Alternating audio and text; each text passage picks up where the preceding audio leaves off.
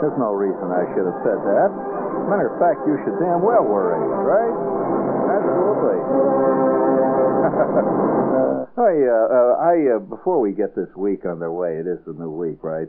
Well, before we get this week underway, I'm going to have to salute one of the great qualities that America holds above and beyond most other countries. Would you please give me a little of that romantic music element, please?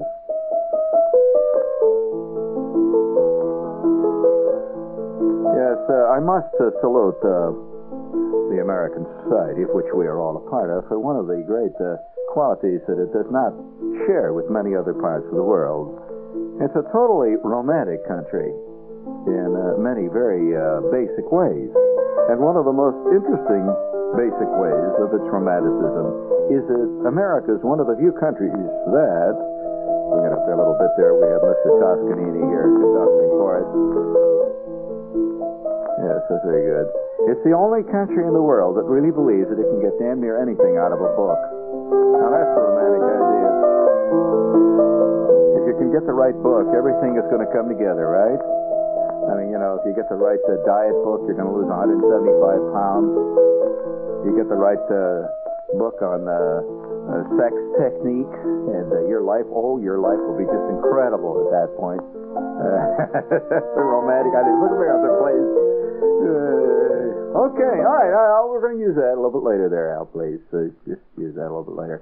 I'd like to salute. Just remember, a few years ago, it just seems like yesterday, that you can tell what's happening in the country by what's happening in the book world. When you stand there and you look at the books in the bus station, places like that, where you see all these paperbacks. Just a few years ago, you remember all the books that used to say, "How to make $1 million in 5 minutes on the stock market." You saw that. Remember those books? You don't see many of those anymore, do you?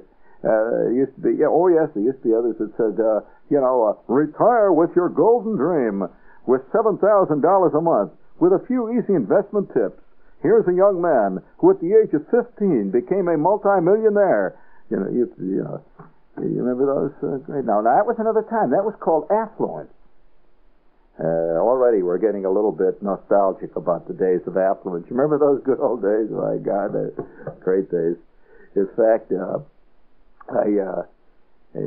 to get very, very relevant. Oh, by the way, somebody wrote me and said, Shepard,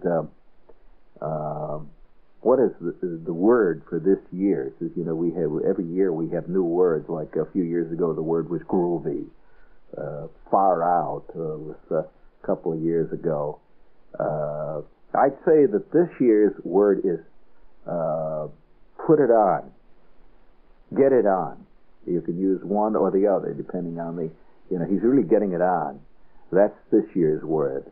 So you'll hear this constantly, getting it on, You hear this, you always hear in the interviews on TV, people like Linda Elderby is in interviewing a rock star who's getting it on somewhere, And you remember when they used to put it all together?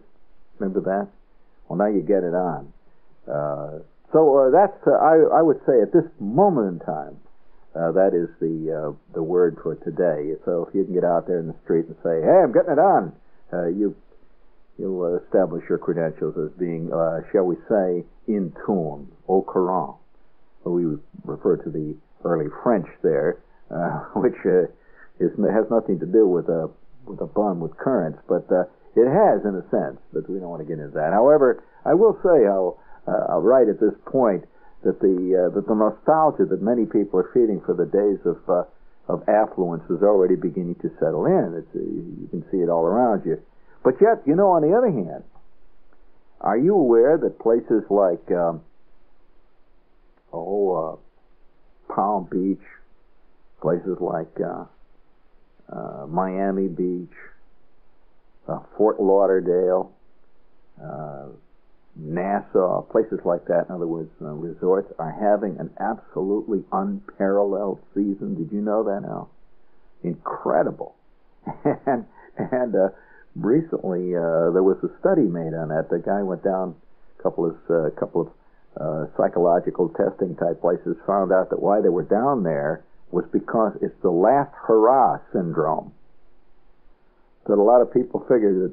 See, that's part of our curious national attitude, that there is no tomorrow, there is no yesterday, there is only now. So they're blowing it all on one trip to Disneyland, thereby ensuring that there's no tomorrow. However, that's what we call the self-fulfilling prophecy. However, this is beginning to happen all over.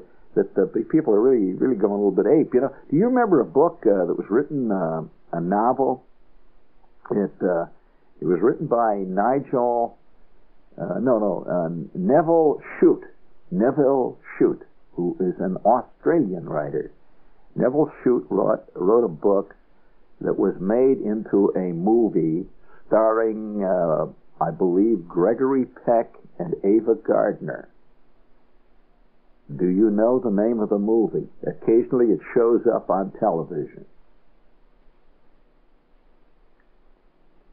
It was a big deal movie back in the early 60s when everybody was walking around with buttons that said "Ban the Bomb." The what? What? That is correct. On the Beach. Now, why did I bring that in?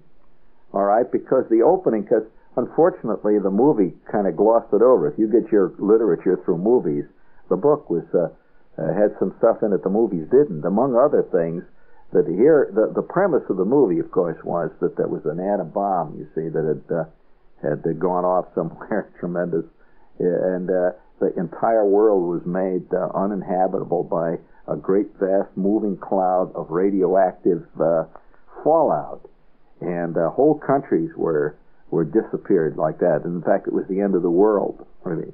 And the only people that were surviving at this point, or at least they thought they were surviving, these guys were in the submarine when this thing went off.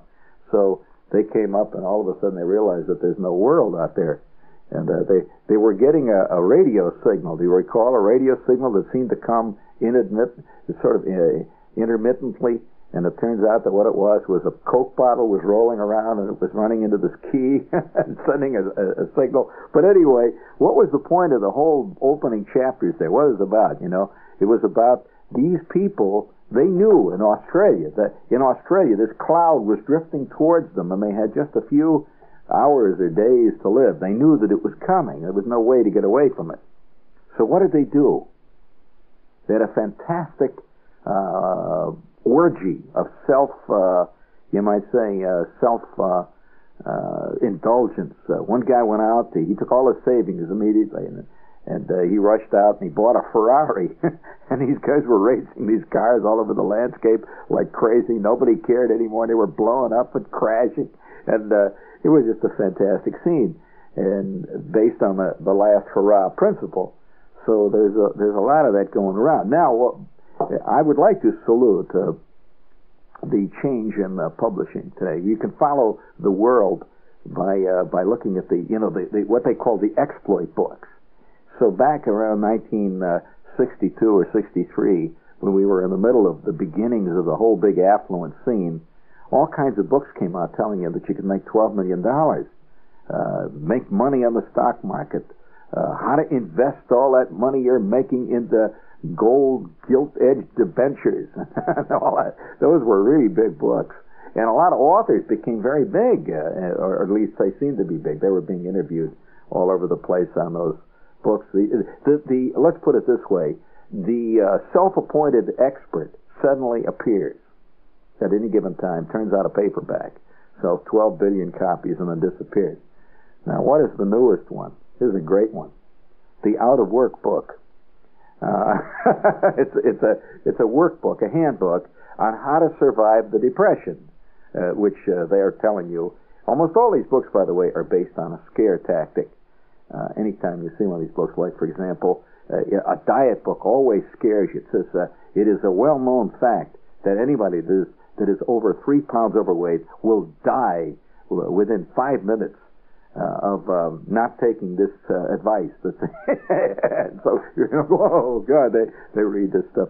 The other scare tactic during the days when it was affluent, they says, look at where will you be when your friends are all millionaires? They've invested their money in tax-free city bonds and all that stuff, and you haven't done it. And you'll be down there living in Palm Beach, just eking out a crummy little living. When you finally retire, where will you be? And so they tell you got to be a millionaire, to really make it good. So this book opens up with an absolute assurance there is going to be a depression. It says no, some guys are going to survive it, other guys are not. And the guys that survive it are the ones that know how to do all these good things. For example, here are some of the things: how to write a resume. Seems to me that's a little after the fact. If you've gotten to the point where you're about to be fired and you haven't written a resume, I don't know. Here's another one: how to adjust your lifestyle so that you can adjust to being out of work, having no money come in, but you do not have to give up having fun. Now, of course, that defies all known laws of gravity. Depends on how you have fun. I suppose the suggestions are, well, you can walk in the park, you can make a kite out of old newspapers you find, you can fly your kite, you can find string, and various other things you can have fun doing. And here's another one. It says, how to make sure an interviewer offers you the job. Ho, ho, ho. Now that's something good. Would you love to know that? How to make sure? Well, of course, what that is a chapter on hypnosis. It works. You see, if you can hypnotize the interviewer, what you do is you have this little ring. It's got a little thing that goes around, a little light that comes out of it, and you say, "Look into my eyes, interviewer," and then you put this ring in. This is WOR New York, friends. Speaking of imminent disasters. However, I kind of like this book. Here's the ad. It says, a new report reveals. Official report. New report reveals how to stay employed during a depression. And big headline says, "Don't bet the government will take care of you." Well, that's a promise. And I can bet that right away. That's easy money. But I've seen a lot of these these books. Have you ever read books that came out of the 1930s that were the same kind? Well, they were different in those days, apparently. See, these I go down to these used bookstores down in the Village a lot, down on 4th Street line. You see all this stuff in these great big bins of old used books, and you see great stuff down there. For example, the other day I was rummaging around, browsing about. How we bookophiles do, or we bibliophiles. So I'm browsing about down there, and I find this book. And the book was in the 1930s. It says it was like 1936, something like that. And it says how to earn big money making quilts. It says you can take your old clothes and you can make quilts out of them. Then there was another book that says earn big money looking at coins. It says you may have a coin in your pocket, if you got a nickel. You may have a coin in your pocket that is worth over $7,000. I guess that's grasping at straws. Have you ever seen people buy books like that, read those things? It's kind of sad. And so I thought tonight, since this is there's all kinds of warnings that there's an imminent depression around. We'll hit a couple of commercials here. And speaking of depressing news, we'll hit a couple of commercials, and we'll be right back because I have a very special feature for depression fans. We're sure at Shopwell. We're sure about our quality fed choice meat. We're sure about our juiciest sugar plum chicken. We're sure you're gonna spend that. Get more of the best when you learn to shop well at Shopwell. We're sure about our farm-fresh dairy. We're sure. We're sure about our friendly service. We're sure you're gonna spend that. Get more of the best when you learn to shop well at Shopwell. We're sure, we're sure, we're sure you're gonna spend that. Get more of the best when you learn to shop well. Fresh, meaty pork loins, rib portion, 68 cents a pound, I guess. That's what, it's a little smudgy here, but sounds right. Okay, let's see. We got a couple of other commercials. Let's get them out of the way here fast. Squib, Theragram. If your energy is running low and you figured that you're not making it because your eyes aren't sparkling, which high-potency vitamin do physicians and pharmacists recommend most? Well, it's Theragram and Theragram M with minerals by Squib. And they say here that they're having a special offer. You can buy 100 Theragram or Theragram M tablets at the regular price and get 30 extra. That's 30 extra tablets at no extra cost. So it's not a bad deal.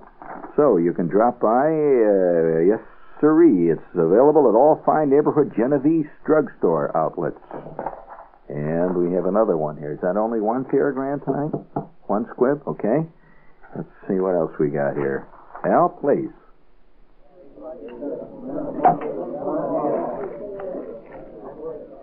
It's dining in the grand manner. It's dancing the night away. Thank you. Oh, you're a great audience. It's great entertainment. It's an enchanting Caribbean island. It's a Holland America cruise to the West Indies. 10 or 11 days on the beautiful SS Veendam to 5 of the most fascinating ports in the Caribbean. Sailings April through November from just $595 and no fuel surcharges or price increases after you book. Holland America to the West Indies. It's the possible dream. See your travel agent or call 212-760-3880. That's 212-760-3880. The SS Veendam is registered in the Netherlands Antilles.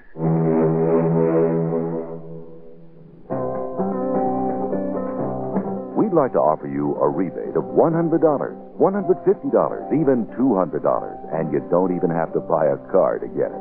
Because now, in a bow to today's economy, Ceramar Beach Hotel on the picturesque North Shore of Puerto Rico will give you a rebate on a luxurious resort vacation.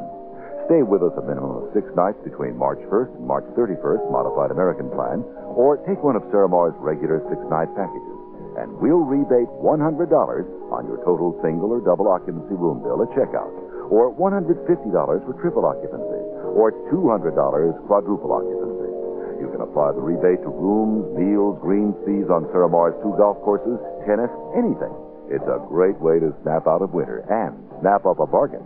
For details of Ceramar's March rebate plan or for reservations, see your travel agent or in New York, call 586-4459. 586-4459. Moms and kids and grandmas too.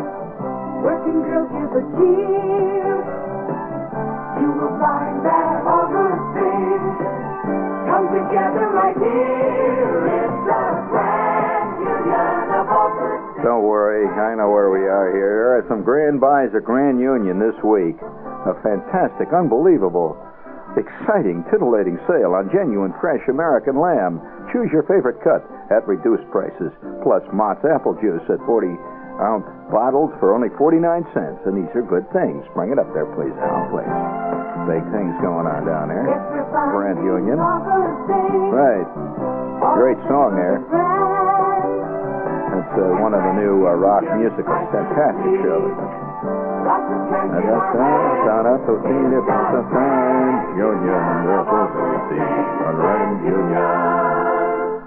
All right, now as a special public service here, we brought out an old ancient magazine which we found. Now that's redundant, but no, not necessarily. Some magazines are not ancient and they may be old. It happens to be both.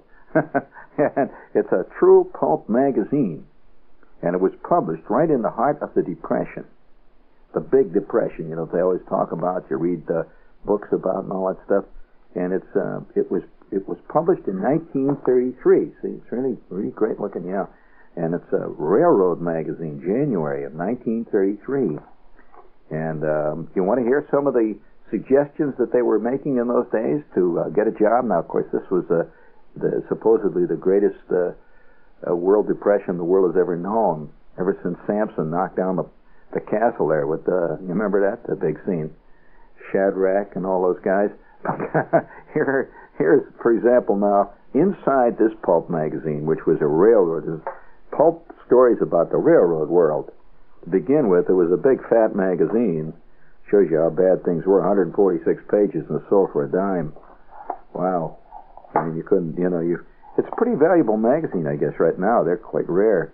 But inside the first page, here is our old friend who's looked out of a million magazines, and he looks very sober and reliable. He's looking right out at you, and he says, I will send a sample lesson free to prove that I can train even you at home in your spare time. Of course, in 1933, apparently a lot of guys had a lot of spare time, but they were being polite, You'd say, since you're sitting on your duff all this time, you might as well do something. It says, be a radio technician. Earn big money. Jobs are now available. And here are some people who took the course. For example, I'd like to talk to some of these guys now. Here, for example, here is Mr. Abel J. Freugner. 300, that sounds like a phony name. It sounds like a name that W.C. Fields would come up with. Abel J. Freugner of 300 West Texas Avenue in Goose Grease, Texas. Oh, there it is. I don't make the news. There it is. He earned $7 a week in his spare time. It says, thank God for the National Radio Institute. I'll quote, thank God for the National Radio Institute. I'm earning up to $7 a week in my spare time repairing my neighbor's super heterodyne and tuned RF type radios. Thank God for your lessons. They was easy to understand and clear and readable. Thank God to you, man. You done a good job with me. That's Abel W. Freugner of 300 West Texas Avenue in Goose Grease, Texas. Now, you think I'm making it up. It's right here. All right, now here's a guy that really hit the big time. This is Theodore K. Dubree of Horsham, Pennsylvania. I wonder if he's out there listening tonight. Theodore K. Dubree, how you doing? It says he earns $8 to $10 a week. He's knocking down the dough faster than he can put it in that old cigar box under his bed. It says here, and now here's what he says. I am engaged in spare time radio work.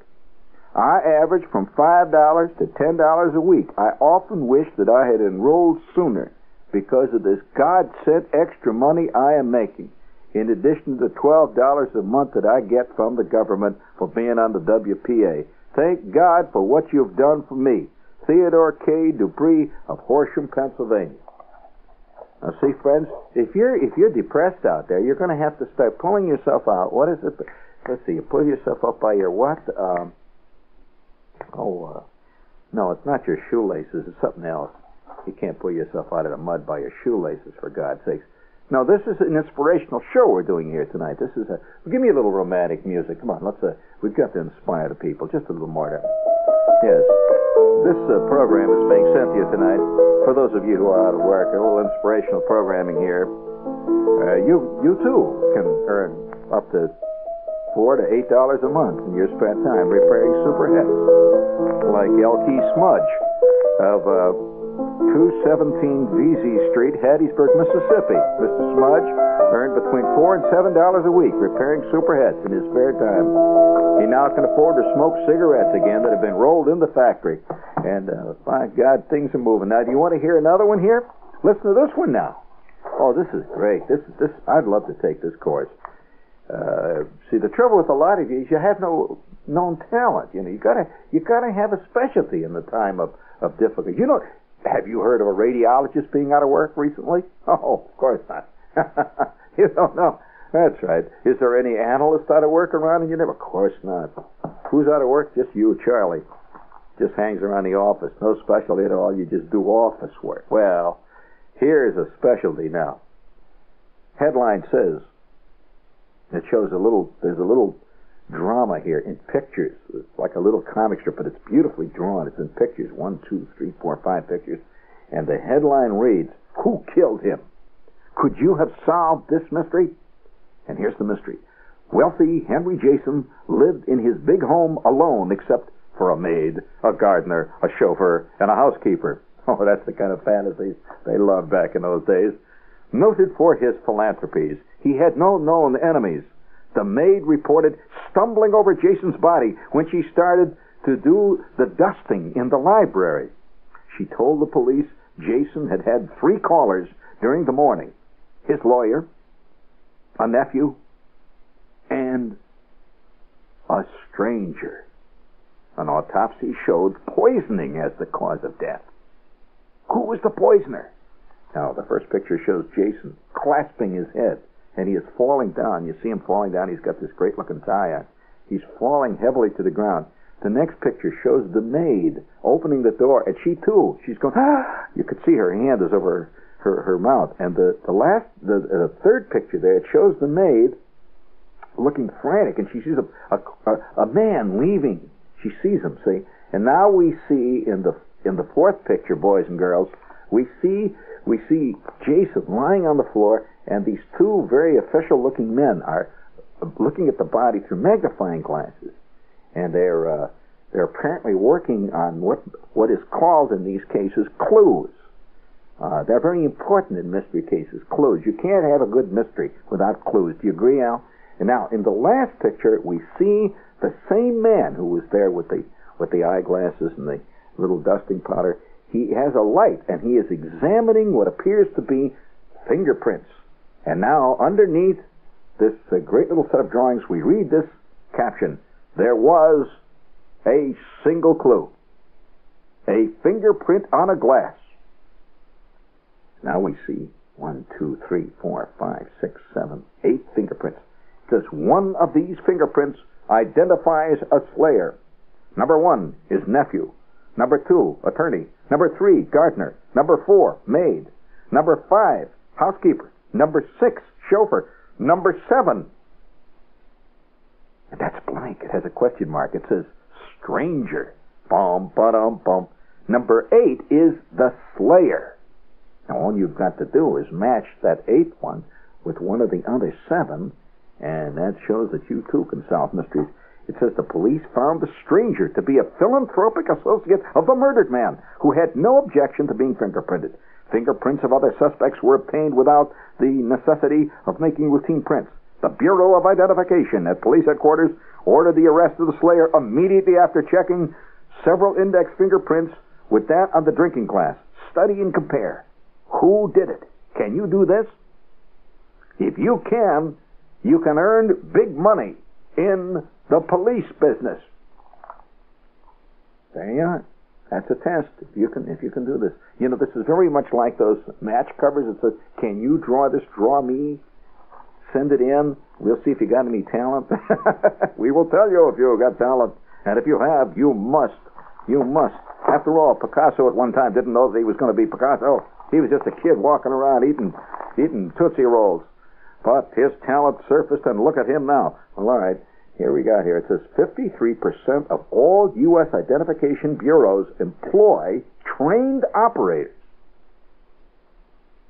Be a trained operator and big money. You can send for the free copy of the Blue Book of Crime. There is big money in being able to identify fingerprints. They don't tell us who did it, what killer did it. You're supposed to send in. That's your test, see. If you can. Now, you want to hear some more of these great unbelievable opportunities that are available to everybody. Here's one now, for example. Many of you people probably have envied Norman Mailer. Many of you walked around and said, if Philip Roth can write about his old lady like that, why can't I write about mine? After all, I had a worse mother than Portnoy did. I can write about her. Well, all right, here you go. It says, how do you know you can't write? Have you ever tried? Have you ever attempted even the least bit of training under competent guidance like we are? Or have you been sitting back, just fooling around, trying to get a job, messing around out there, being discouraged at every point, being turned down by prospective employers. Learn to write. Write at home. Earn big money like other big money writers. And they had this, here it says big money writers. It shows a whole lot of books in the background of the ad. See, it says Steinbeck, Grapes of Wrath. Just, yes, well, that was a big, well, he was the Jacqueline Suzanne of the period, you know. He was making big dough. Now, here, for example, shows you the kind of, these ads came complete with testimonials. Now, here, for example, it says, it shows a man looking, you know, very authorish. His picture, he's got highlights and that. He's looking very bugged. He's just written this scathing satire on Western men. It said, had never written a line. Sells article before completing course. You want to hear what he says? He says, before completing your wonderful correspondence course, I sold a feature to Screenman magazine for $24. That resulted in immediate assignments to do another for the same magazine. After gaining confidence, I am now a top flight writer, and I do not wish to have my name used in your publication because all of your... See? Fantastic. Look at that. You can indulge. So send in a coupon there, and you'll become a writer. Now, there you've had two chances right there. A writer, you could... three chances, really. You could have made money being a writer. You could be a cop walking around with a magnifying glass, and you could have been... well, you could have done, you know, been a radio technician. Now, let's see what else we have here. No, I don't want to join the Rosicrucians. That's always pretty good, though. Let's see. Here's one for you. Hi, George. Earned big money selling electric trains door to door. How do you like that one? Did you know that Lionel at one time had guys that went around selling electric trains door to door? I could see the... Hello? The door opens. Yeah! So, just curious whether you'd like to buy an electric train here. I'm selling them door to door. What the hell is this? Electric train? Boom! All right, I'm going to ask you a question now, if you guys are interested in that curious world of self-help. What radio comic at one time, you know, you guys are all into radio comic, where the guy, he was a traveling salesman, or door-to-door salesman, and the show would open up with him knocking on the door. He'd go like this. Nobody at home, I hope. Nobody at home, I hope. Who was that? It was based on this kind of stuff. All right. Now, there are other ways to earn big money. Here, for example, is an ad that says, make your reservation for a place among the leaders in the coming era of prosperity. How about that? It says, just growth and development is just around the corner. Just mail the coupon. You can take correspondence courses in structural engineering. Imagine learning your structural engineering by correspondence. I bet that was what happened. That bridge in West Virginia fell down here a couple of weeks ago. You know? Well, I don't make the news, friends. I'm only giving it to you here. But apparently, a lot of people felt they could do that. Now, here, for example, can you imagine a guy taking industrial metallurgy, a 12-week course by mail? Industrial metallurgy? Good God! Here's one here for management of inventions. You could take management of inventions. See, a lot of guys figure they don't know how to invent anything. You know, it takes a certain amount. You can't take a correspondence course in inventing stuff. I mean, so a lot of guys apparently, you know, did I ever tell you about the guy that? Of course, this was a common character. Have you ever looked on late night movies on Channel 5? Edgar Kennedy shows up.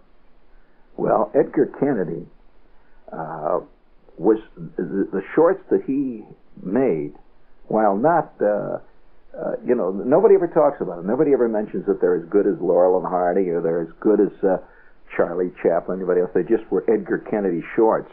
But if you look at Edgar Kennedy shorts, you see a curious reflection really are curious, a very accurate reflection of the time that they were made. These were made, according to film histories, right in the heart of the Depression.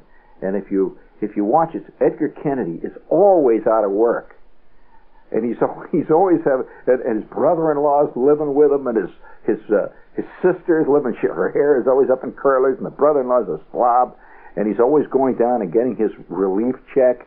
And and I saw one time when it shows Edgar Kennedy coming. He's the only one that's working in the whole house, and he's coming home and he's looking real tired, and he's sweating, and he's got his lunch box, and you don't know what kind of a hellish job he must have, but he's coming up to the little house, you know. Oh God, what a day! Oh, what a day! Oh, how wonderful to get back to my little nest and my little family. And he goes struggling up the back porch, and he opens the door, and you see in the kitchen. Now he's in the kitchen. You see a whole pile of dishes, and the sink is dripping. He looks around, and you see all the table. The table is covered with what looks like breadcrumbs and crusts of bread, and the dishes are still there from breakfast. You see pieces of bacon, and the place looks terrible, you know. And he walks and he looks real depressed for a second, and he says, "Sweetie pie, sweetie." He always called her Sweetie Pie. What a bad life. Sweetie Pie. And she says, "What do you want?" You hear coming out of the next room. He says, "I'm home, Sweetie Pie. Will you stop making all that noise?" Well, all right. He puts his lunchbox down. He goes into the next room. And there is his wife with her hair still up in curlers. He says, "I'm home, Sweetie Pie." She says, "Go out and help Junior in the back. He's busy." He says, "He's got a job?" She says, "No, he's building a kayak." He says, "What?" She says, "He's building a kayak. He bought a kayak kit with his relief money." He bought a kayak kit with his relief money?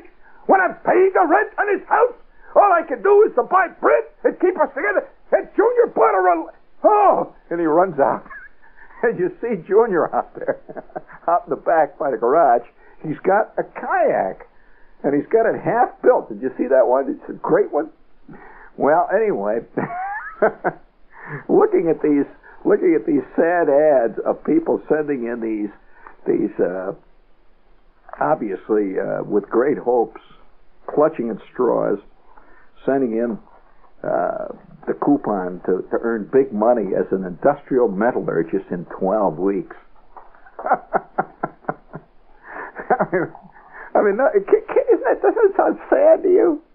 I mean, is it as sad to you as it is to me? Listen what you can take. For example, look, send me full particulars about the following course, which I can complete in 12 weeks in my spare time at home. Electrical engineering. Friends, I don't know whether you've ever taken any pre-engineering courses. Electrical engineering, it takes you 12 weeks to learn how to solder, much less work out a few Kirchhoff law problems. Here's one. Learn tool and die making and tool design. That's an exciting course. Here's another one here. Public speaking before large gatherings. How's that for the dream world? Some poor schlep, living in Queens. He takes a 12-week course in public speaking before large gatherings. Can't you see how the first lesson starts out? To stand on your 2 feet. Stand up and be counted. Stand up and look your audience right in the eye. In fact, stand before a full-length mirror and practice the following speech. To be or not to be. That is the... Oh, wow. Here's another one you can say. Oh, here's kind of a good one. I like this one. This in 12 weeks, you can learn airplane drafting and design. Well, that was an extensive course in aircraft in 1933. I imagine more than one guy flew through the high-tension wires with the airplane that his cousin Clifford designed. However, after his 12 weeks, here's another one. There's a lot of great things that you wouldn't believe. For example, here's one. These are, here you can take a 12-week, would you believe it, a 12-week course. This was 1933, in plastics. They don't say what you did, it just says plastics. You could send in for this one. And of course, it says all these jobs have fantastic, unlimited futures. For example, you can take a 12-week course in railroad switchman. Now, there's an unlimited future for you. Here's one in radio telegraphy. 12 weeks. Get yourself. It says learn radio announcing in 12 weeks. I mean, you know, some guy sitting there listening to Graham McNamee one day says, "Hey, Marge, how come this guy's on the radio and I ain't on the radio? I can talk good." And she says, "Well, he's educated, you know, Clarence. He must have taken a course." "Yeah, it says right here in the magazine. I could take a radio announcing course in 12 weeks. And there's unlimited opportunities. Unlimited opportunities. All one has to do is fill in the coupon, and you will be insured a job because of our job placement bureau. Our job placement bureau will place you immediately in any available opening. Only 12 weeks to be a radio announcer like Ted Using." So, friends, when you begin to see this kind of thing appearing in your favorite magazine, like Reader's Digest, like, for example, TV Guide would be more proper today. It says, stop just looking at television all day long like a klutz, since you're out of work. Stop sitting around there with your mouth hanging open, hoping that you can get on the Hollywood squares when you'll never get on it. Earn big money repairing television sets in your neighborhood. Your friends have got TV sets that flicker and buzz and hum. You can earn up to $12 a month in your spare time. Yes, you'll know that it's beginning to settle down and earn it. What am I laughing at? This is simply as a public service for those of you who, are a little bit. Here's another tremendous opportunity here, friends. Yes, it says. No, you won't want to do that. It says you can earn big money selling skin cream door to door. It says violet scented skin cream guaranteed to cure acne, scabies. Do they still have scabies? Says why even your friends will keep you in business. Probably if you have a lot of friends with scabies, that's probably true. Here's one here. It says earn big money taking your friend's blood pressure. It says yes, because the blood pressure machine. I'm not getting hurt. You could buy a correspondence course in taking blood pressure. Here's one. Here, this is why put up years of endless worry being out of work. Sell our rupture pads. I sell door to door. Oh, wow, there's a lot of good opportunities, friends. This is WR New York.